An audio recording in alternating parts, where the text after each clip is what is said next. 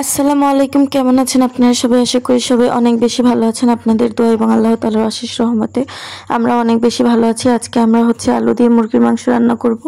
আলু দিয়ে মাংস রান্না করার জন্য যে যে উপকরণ প্রয়োজন, যেমন পেঁয়াজ কাটা, আদা মশলা বাটা, সব কিছু তৈরি করা হয়ে গেছে। এবার আমরা রান্নাটা চুলায় বসিয়ে দেব। তো আমরা তেলের মধ্যে দারুচিনি আর এলাচ দিয়ে দিয়েছে, তার মধ্যে দিয়ে দিয়েছে পেঁয়াজ কুচি, এর মধ্যে রসুন কুচি, আদা কুচি এবং জিরে গুঁড়ো দিয়ে দিয়েছে। আর এখানে দারুচিনি আর এলাচ আলাদাভাবে বেটে জিরে গুঁড়োর সাথেই দিয়ে দেওয়া হয়েছে। এবার ভালোভাবে পেঁয়াজ কুচি আর মশলাটাকে কষিয়ে তার মধ্যে পানি দিয়ে দিছে। এবার দিয়ে দেওয়া হয়েছে পরিমাণ মতো লবণ, হলুদ এবং মরিচ। এবার এটাকে ভালোভাবে কষিয়ে একটা চমৎকার গ্রেভি তৈরি করা হবে, যার মধ্যে মূলত আলু এবং মাংস দিয়ে কষিয়ে ভালোভাবে রান্না করা হবে।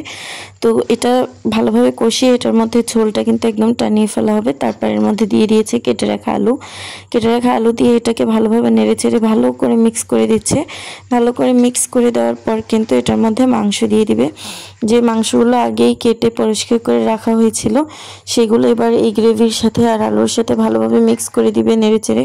অনেকেই কিন্তু ব্রয়লার মুরগির মাংস রান্না করতে পারে না। ব্রয়লার মাংসটা রান্না করলে অনেক সময় গন্ধ আসে, যেটা আমি একদমই খেতে পারি না।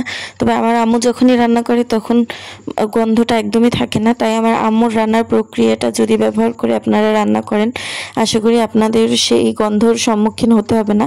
কারণ এটা যখন রান্না করে অনেক মানুষ, রান্না করার পর যে গন্ধটা আসে ওটা আমি একদমই নিতে পারি না।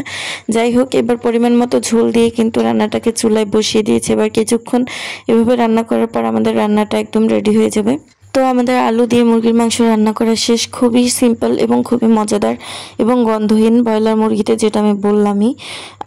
খুবই মজাদার একটা রেসিপি। আপনারা অবশ্যই এইভাবে একবার রান্না করে দেখবেন।